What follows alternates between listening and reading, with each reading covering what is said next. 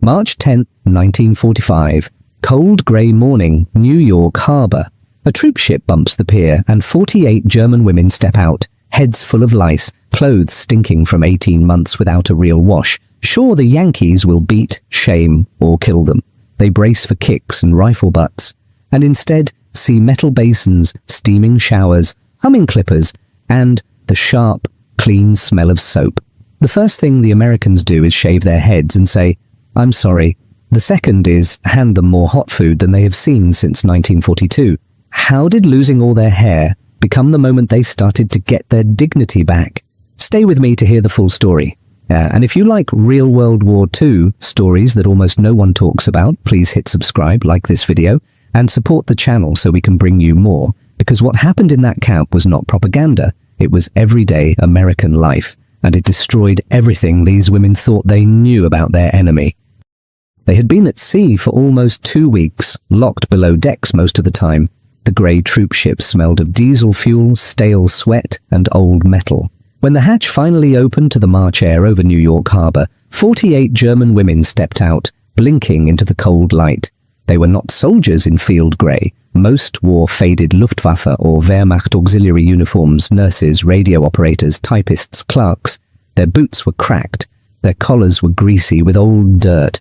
Under their scarves and caps, lice moved in thick colonies that had lived on their scalps for 18 months. One of them, 24-year-old nurse Anna Bauer from Hamburg, gripped the rail and stared at the skyline. She had seen pictures of New York in magazines before 1939, shining towers, rich shops, smiling people. Nazi radio had given her a different image during the war, a rotten, violent city full of angry mobs and Jewish capitalists, a place where captured Germans would be beaten and worse. Now she saw something else again. The harbor was busy and strangely calm. Tugboats chugged, cranes squealed on their rails, longshoremen shouted to each other over the clang of chains and the slap of waves. No one pointed guns at the women, no one spat at them. To the American dock workers, they were just one more load in a harbor that by 1945 had already received more than 370,000 German prisoners of war. The paradox hit Anna like cold water. She had been told the Americans were barbaric, yet the first thing she smelled was not blood or filth. It was coffee from a canteen on the pier, and the sharp, clean sting of disinfectant. "Stand in line, 2 by 2, an American sergeant called. His German was rough, but understandable. His voice was firm, not cruel. The women shuffled down the gangplank. Their legs trembled after days in cramped bunks. They hugged their small bundles, a photo, a torn book, a worn-out comb. An MP walked beside them, his rifle slung casually over his shoulder, not pointed. That, too, broke an expectation. Back home, guards always held weapons ready. At the end of the pier, they were herded not into a cage, but into a long shed with steam clouding the air near the far end. Inside, tables were set up in rows. Medical orderlies waited with clipboards. On another table lay piles of cloth bundles and metal basins. Against one wall, an army barber chair. Next to it, an outlet with an electric cable snaking away, and on a small stand, a pair of humming clippers. "Delousing first," said a medical officer, "then showers, then clothes." His words were translated into German by a young interpreter, a German-American private from Ohio. "You have lice. We must remove them. Your hair will be cut short. Some heads shaved." A low moan moved through the line. For German women, long hair was a matter of pride and respectability.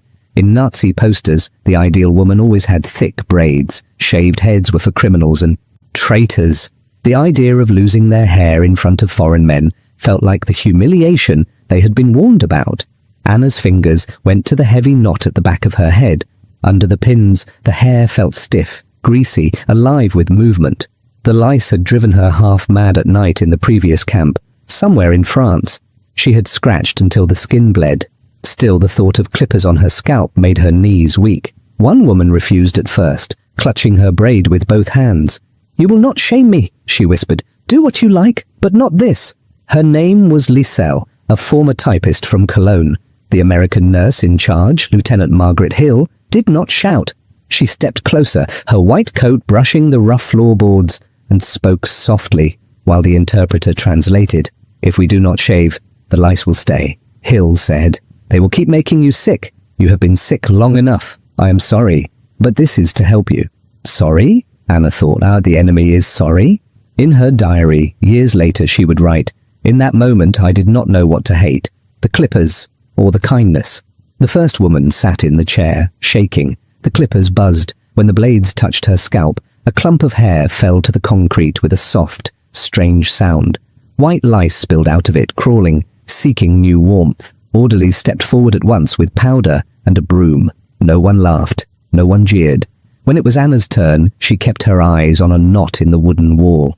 She felt gentle fingers work her hair loose, felt the clippers pass again and again over her skull. Cold air touched skin that had not seen light in years. She waited for insults. None came.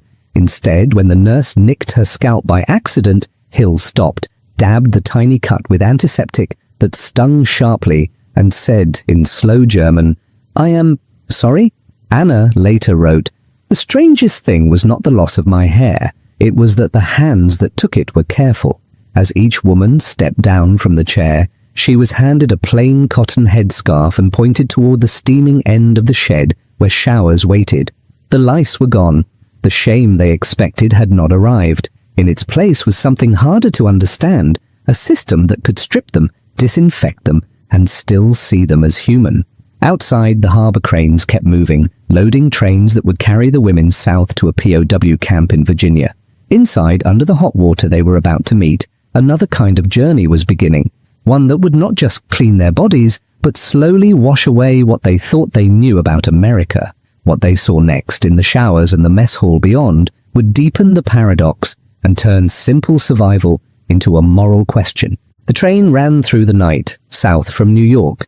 When the doors opened again, the air was softer, smelling of pine trees and damp earth. The women climbed down at a siding near a large camp in Virginia. Guard towers stood at the corners. Barbed wire shone in the morning light. But the buildings inside the fence were painted white, and flower beds, small but real, grew beside the paths. They walked in single file past an American flag snapping in the wind. Their heads were now wrapped in plain scarves over rough stubble. Without hair, their faces looked older, their eyes huge. Anna felt the sun on her bare neck, and the strange lightness on her scalp. The lice were gone. The crawling itch that had followed her for 18 months had stopped. In her mind, though, she still heard scratching. Inside the reception building, warm steam filled another tiled room. Shower then, doctor, the interpreter said. Close after. The women hesitated only a moment. The clippers in New York had been a shock. The hot water here was a promise. Anna stepped under the shower head. At first, nothing happened. Then a metal groan and suddenly a rush of water hot enough to sting. It hit her shoulders and back like a heavy blanket. She gasped. The water ran over her shaved scalp, down her spine, across skin that had been washed only in cold basins or rain for more than a year. The soap was smooth and white, with a faint smell of lemons and hospital. She held the bar in both hands for a second, feeling its weight. Then she began to scrub. Grey water ran off her body, then brown. She washed twice, 3 times, until her skin turned pink.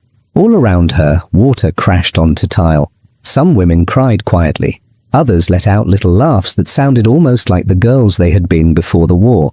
Later, Anna would say, it was as if the dirt and the fear were leaving together. I felt my old self under my skin again. After the showers, they were given underwear, simple dresses, wool socks and heavy coats from US Army stores. Everything was too big because they were so thin, but it was clean and warm. They tied their scarves back over their bare heads and shuffled into another room that smelled of alcohol and paper. Here, doctors waited, 3 officers in khaki with stethoscopes. Each woman was weighed, measured, listened to. The numbers were written down in neat columns. Anna, who had been 60 kilos before the war, now weighed barely 43. At least a third of the women showed signs of anemia. Old wounds were checked, sores were cleaned. A feverish girl with a hollow cough was sent straight to the small camp hospital. By early 1945, the US Army was feeding and housing roughly 380,000 German POWs in more than 500 camps across the country. What these women received was not special. It was simply the standard system at work, medical care, shelter, and food according to the Geneva Convention. The food came next. They were marched to a long, low building with big windows. As they stepped inside, a thick smell hit them, Meat frying, bread baking, coffee, boiled potatoes. The sound was just as strong. Plates clattering, ladles scraping metal trays, voices calling orders in English. The serving line seemed to go on forever. Behind the counter, army cooks in white aprons stood ready. One held a spoon above a mound of mashed potatoes that steamed in the cool air. Another carved slices from a roast. Large pans of green beans and carrots shone with butter. There were baskets of sliced bread, and farther down something bright and yellow in heavy syrup. Canned peaches. "Take," said a cook, gesturing. "Plenty," the interpreter added in German. "They say you can eat as much as you like, but slowly. Your stomachs are not used to it." For a moment, no one moved. The women stared. In their last camp in France, they had eaten thin soup and one piece of stale bread a day. At home, ration cards had grown tighter each year. Here, in the enemy's country, food lay in wide metal trays, so much that some of it would not be eaten. Anna placed her tin plate on the counter. The cook gave her a scoop of potatoes, a thick slice of meat with brown gravy, a spoonful of beans. At the end, a woman with grey hair and kind eyes added a piece of bread and 2 peach halves that trembled in syrup. Anna sat at a table with the others. For several seconds they just looked at their plates, and then one woman took a bite. She chewed slowly, eyes closed. Tears ran down her face. "It tastes of nothing," she whispered at first, then shook her head. "No, it tastes of everything." Anna raised the fork to her mouth. The meat was soft and salty.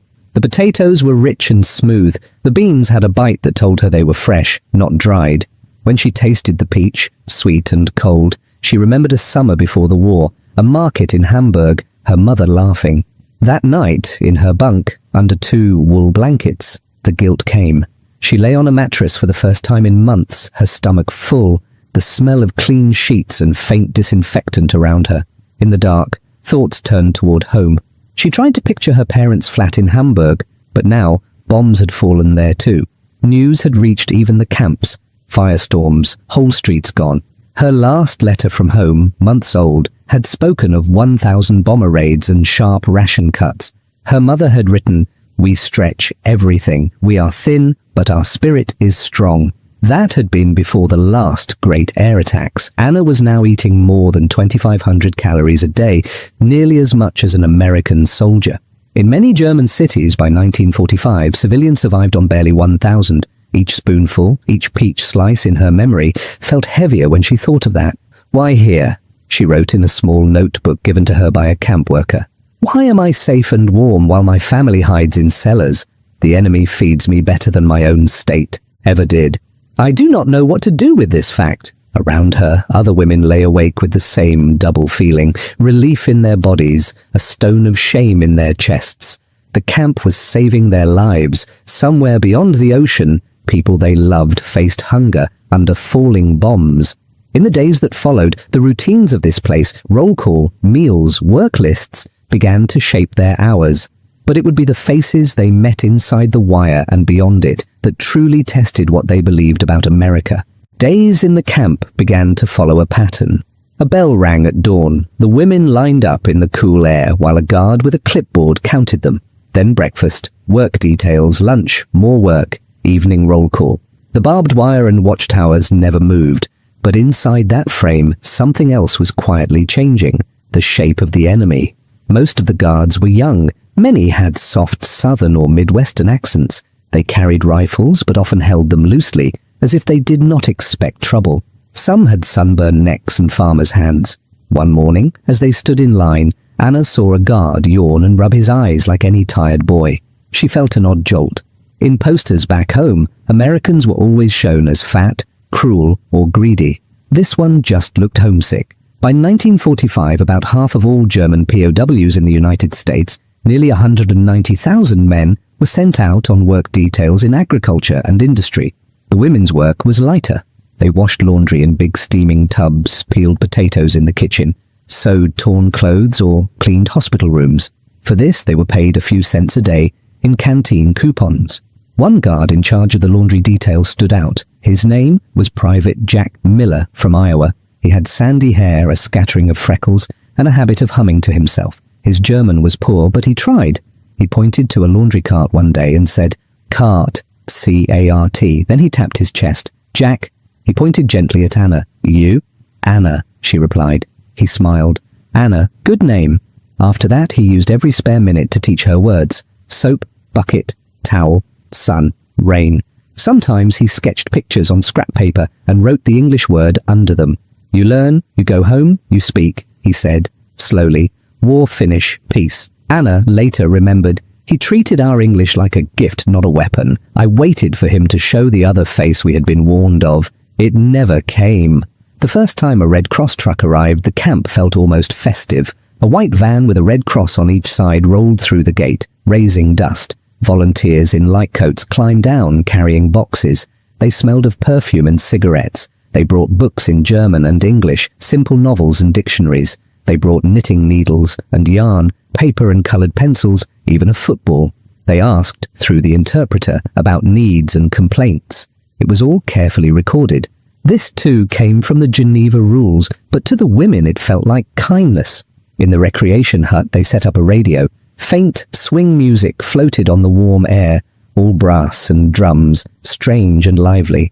One night, listening to it, Liesl whispered, "They told us this music was corrupt, but it only sounds happy." Work sometimes took the women outside the wire. In late spring, a truck carried a group to a nearby cannery that needed extra hands. They sat on wooden benches in the back, the truck's metal floor, rattling under them. Through the slats, Anna saw America roll past. The small Virginia town had white churches, neat houses with porches, and shops with glass windows that were not broken. A grocery store window displayed rows of canned food, bright labels in red and yellow. At a gas station, a man filled a car's tank while his little boy licked an ice cream cone. There were no bomb craters, no burned-out trams, no piles of rubble. Anna thought of Hamburg, flattened by firebombs in 1943. She had not seen it since, but letters had hinted at ruins and months of clearing bricks.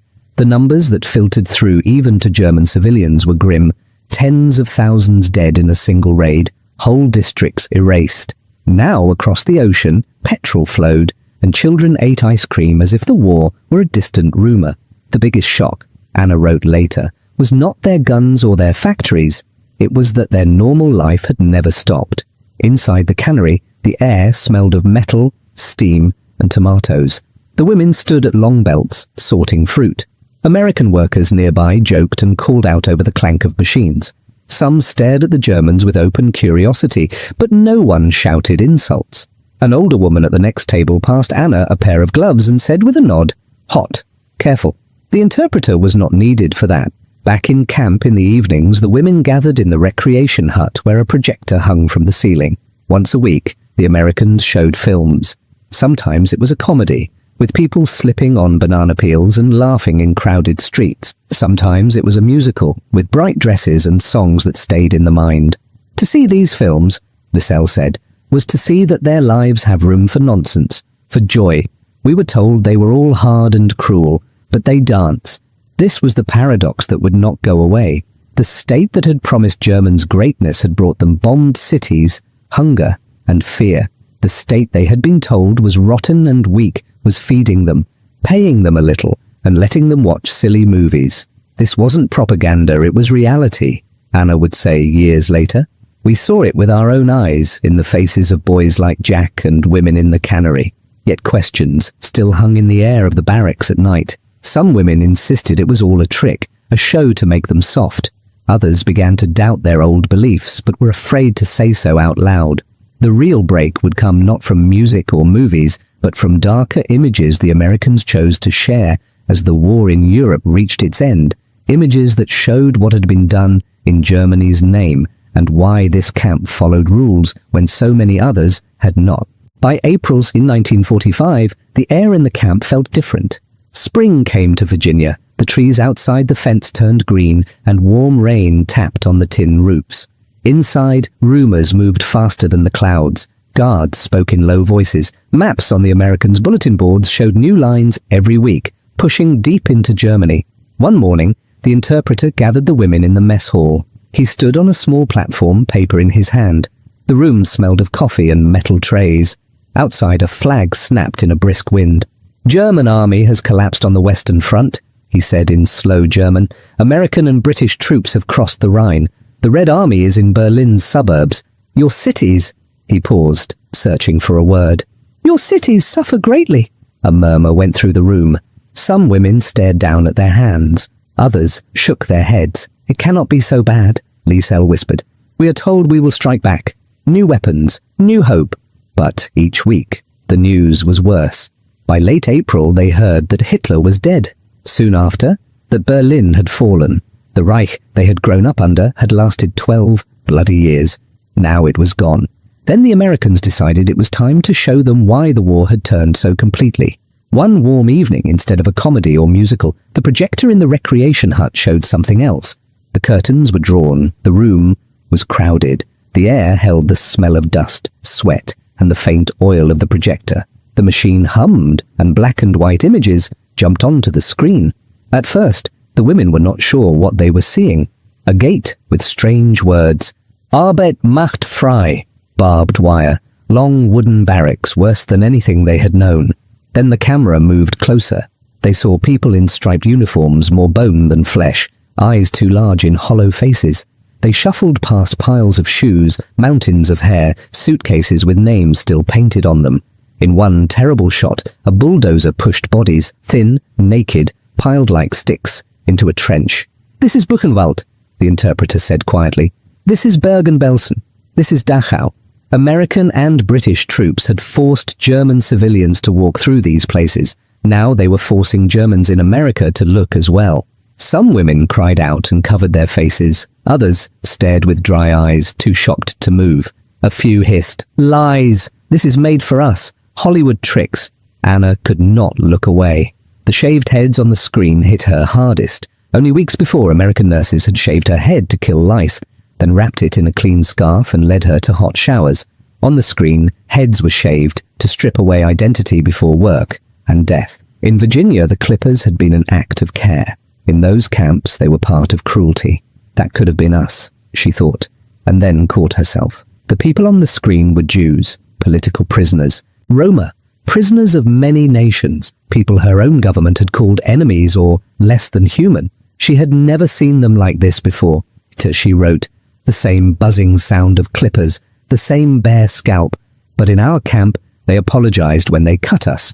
In those camps, no one apologized. They took everything. After the film, an American officer and a Red Cross representative spoke. They handed out a printed sheet in German, summarizing what had been found. Over 6 million Jews targeted for destruction. More than 40,000 camps and sites of detention or forced labor across German-controlled Europe. Train schedules, lists, numbers. It was not rumor. It was paper, stamped and signed. Then the Red Cross man did something else. He held up a small blue booklet. "This is the Geneva Convention of 1929, he said. "Your government signed it. Our government signed it. It says prisoners of war must receive enough food, basic medical care, protection from violence. It says they may work, but must be paid. That is why you get rations, doctors, and coupons for the canteen. It is not a favor. It is a rule." Anna felt the words like a weight. She remembered a transit camp near the Channel months earlier, where she had briefly seen British prisoners through a fence. Thin men in ragged uniforms, guards shouting, a rifle butt striking one across the shoulders. No Red Cross trucks there, no clean mattresses, no movies. In the barracks that night, the whispers were different from before. "I saw Jews taken from our street in 1941, murmured one woman from Frankfurt. "We were told they were going to work in the East, but why would workers be starved like that? My brother wrote from Poland," another said, voice shaking. "He hinted about shootings. I told myself he was exaggerating. Now I think, no." Still, some clung to denial. "The Americans show us only what suits them," Liesel insisted at first. "They treat us well so we will think they are better. They show these films so we will turn against our own people." "But remember," Anna replied softly, "this wasn't propaganda. It was reality. Look at how they treat us compared to how those people were treated. If they wanted us dead, they would not worry about lice or vitamins. Something is different here." In her small notebook, Anne wrote, "Our side said it fought for honor and order, yet it built places with no rules. Their side we called barbaric, yet they bind even their enemies with rules that protect life. Where then is honor. The Reich had already fallen on maps and in ruined cities. Now in this quiet southern camp, it was falling inside the minds of some of its daughters. They had come to America as loyal subjects of a mighty state. They now saw that state had broken its own promises and treaties. Soon the wire would open. The war in Europe was ending. Ships would carry them back toward the wreckage of their homeland. They would leave Virginia with shaved heads, now covered in short new hair, and with beliefs cut down just as sharply, waiting to grow back into something very different. In May 1945, the camp loudspeaker crackled to life. The women stopped what they were doing, peeling potatoes, hanging sheets, sweeping floors. The interpreter's voice came over the metal cone. "Germany has surrendered," he said. "The war in Europe is finished." The mess hall was very quiet. Knives paused above cutting boards. A spoon clinked against a tin cup. Some women began to cry. Others stared ahead with empty faces. For 6 years they had heard speeches about final victory. Now the Reich was gone. Anna felt strange. She had waited for this moment with fear. She expected to feel shame or rage at the enemy. Instead, there was only a heavy tiredness and a question: what comes next? For a time, nothing changed. The work lists stayed the same. The food stayed the same. The guards were a little more relaxed. Some even said, "Soon, home," with a small smile. But ships were scarce. Millions of prisoners had to be moved. In all, more than 3 million German POWs were in Allied hands in the West. Sending everyone back would take months, even years. In late 1945, Anna's name finally appeared on a list. Repatriation, the slip of paper said. She and 30 other women were told to pack their few things. A cold wind blew across the camp as they climbed into trucks for the last time. The wire slipped away behind them.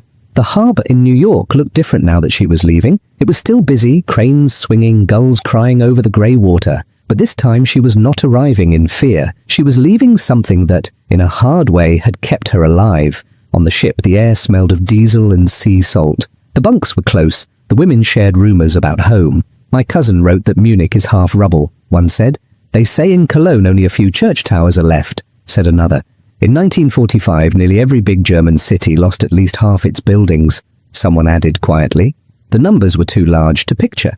When the ship finally reached the German coast, Bremerhaven in the north, the women crowded the rail. The sky was low and grey. Along the harbour lay the skeletons of ships, rusting where they had sunk at their moorings. Warehouses stood open to the weather, their roofs gone.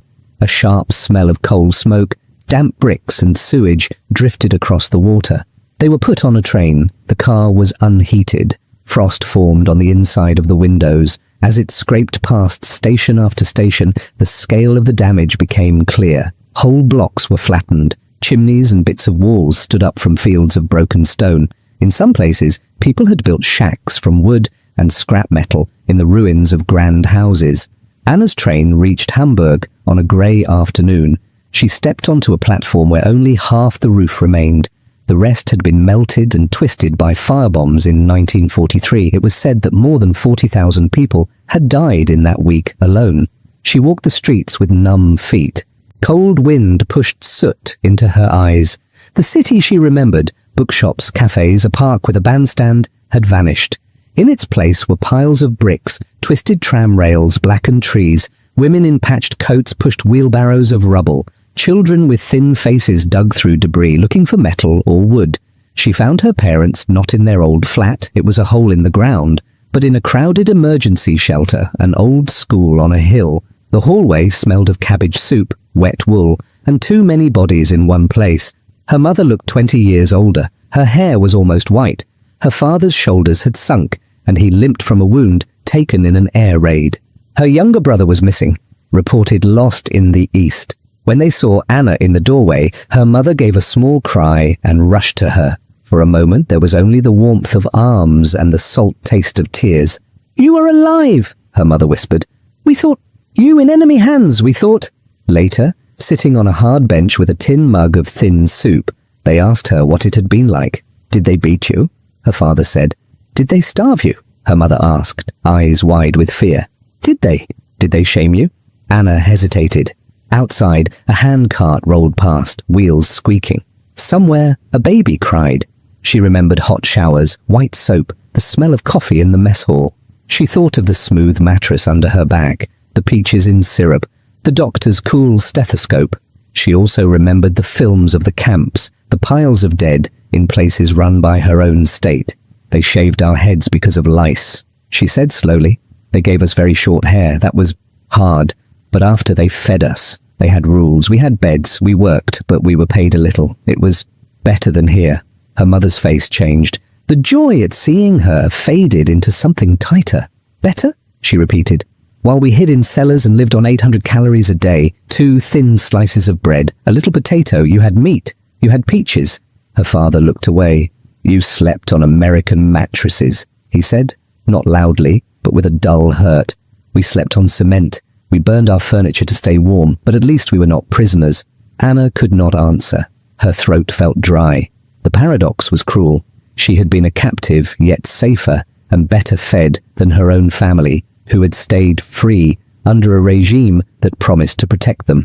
In the weeks that followed, she helped clear rubble by day and stood in ration lines at dawn. She took work when she could at a small hospital, wiping floors at first, then slowly returning to nursing as more doctors and supplies arrived under Allied occupation. She saw patients with frostbite from the winter of 1946-47, when some areas of Germany had food rations drop below 1,000 calories, and coal was so short people froze in their flats.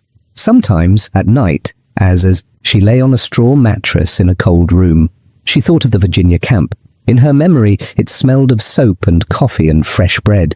She hated that part of her, longed for those sounds and smells. She also knew that what she had seen there, the different way of treating prisoners, the brutal films from the Reich's own camps, had cut her old beliefs to the root. Around her, other former POW women faced the same mix of gratitude and guilt, resentment from neighbors, and the hard work of rebuilding. Most spoke little of their time in America. When they did, they chose their words carefully. Only years later, when new generations grew up asking TV documentaries. Once, in the 1990s, a local historian visited with a tape recorder. By then, Anna's hair was thin and white, but her voice was steady. We went out into the world as Germans, she told him.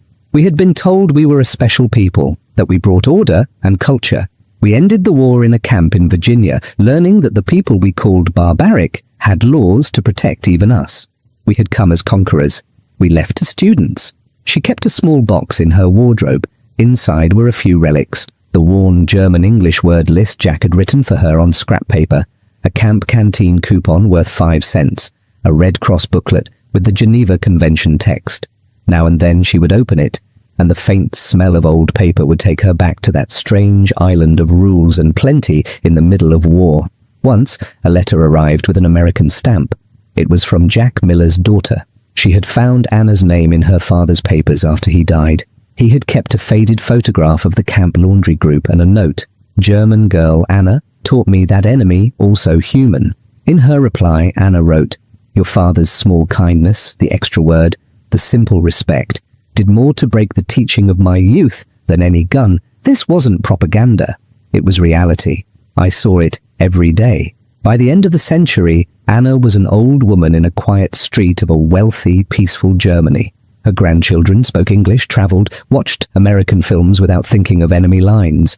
When they asked her what the war had taught her, she did not talk first about tanks or bombs. She talked about lice crawling under hair that had not been washed in months, about the terror of sitting in a barber's chair before an enemy nurse, about the shock when that nurse's hands were gentle, and her first act, after cutting, was to offer soap and hot water. They could have chosen cruelty, Anna told them. No one would have stopped them. Instead, they chose rules. They chose to see us as people. In the end, America's greatest weapon was not its bombs or its tanks, but its abundance and its decision to share a little of that even with us. Her story was just one among millions, but together such memories formed a bridge between former enemies. They helped turn a war of total destruction into, at least in the West, a peace that held. For Anna and many women like her, the memory of shaved heads, white, what did you know, what did you see? Would women like Anna begin to speak more freely about shaved heads, about white soap, and about how life as a prisoner had turned them into witnesses? Years passed. The lice and the wire faded, but some things stayed sharp in Anna's mind. The buzz of the clippers, the first sting of hot water on her shaved scalp, the taste of canned peaches in a foreign land. Hamburg slowly rose from the ruins. In the 1950s, new blocks of flats went up where craters had been, streets were cleared, trams ran again. With American and Allied aid, the Marshall Plan sent about $1.4 billion worth of help to West Germany alone. Between 1948 and 1952, factories restarted. By the mid-1950s, West German industrial output was more than double what it had been in 1947. People called it the economic miracle. Anna worked through those years as a nurse in a new hospital with clean white walls, modern machines, and regular supplies. Sometimes, as she walked through bright corridors that smelled of disinfectant and coffee, she thought of the camp hospital in Virginia. The sounds were similar: clink of instruments, murmur of voices, a radio playing quietly somewhere. She married a man who had fought on the Eastern Front and spent time in a Soviet camp. His stories were very different from hers. Starvation, beatings, no Red Cross, no Geneva rules. By 1945, more than 3 million German prisoners were in Soviet hands. Many would not return until the mid-1950s, and hundreds of thousands never came back at all. When he listened to her talk about America, he sometimes shook his head in disbelief. "They shaved your head," he would say, "but they also shared their bread." "Yes," she answered, "that is exactly the point." For many years, she only spoke of her time as a POW in short pieces. Hair shaved because of lice, work in the laundry, good food, too much food, while Germany starved. The horror film about the camps. She felt that to say we were treated well, in a land that still remembered hunger and rubble, was almost indecent. But her children grew up in a calmer world. They went to schools that taught them about Hitler, about Jews, about war crimes. They saw photographs from Auschwitz and Treblinka. They asked questions that had not been asked in the 1950s or early 1960, i.e. "Mother," her daughter said one evening, "where were you when all this happened? What did you see? What did you believe?" So Anna began to talk more fully. At the kitchen table, over the smell of stew and freshly brewed coffee, she told them about Virginia. She described standing in line, lice crawling, sure that the Americans would humiliate them. She told how instead they brought clippers, soap, and an apology. They had every reason to hate us, she said. We had bombed their cities. Our U-boats had sunk their ships. We had followed a man who built those camps you see in the books. Yet the first American sentence I remember is, "We must help you." When her grandchildren were born, the questions took a new form. School projects, history reports, soap and full plates in a guarded camp never lost its power. It was proof that even in a world of camps and rubble, humanity could still reach across the wire. In the story of these German women, we see more than a side note of war. We see how ideas can die and be reborn in very simple places: a washroom, a mess hall, a hospital ward. They had marched out under banners of conquest and certainty. They came home with questions and doubts planted by soap, rules, and a full bowl of stew. The Reich tried to build power through fear and lies. The Americans, for all their own faults, often chose another path, binding themselves to laws, feeding even their enemies, letting realities speak louder than slogans. In that quiet contrast between shaved heads used to save lives and shaved heads used to crush them, lies a lesson that still matters. When you hold power, how you use it shapes not only your enemies, but the future itself.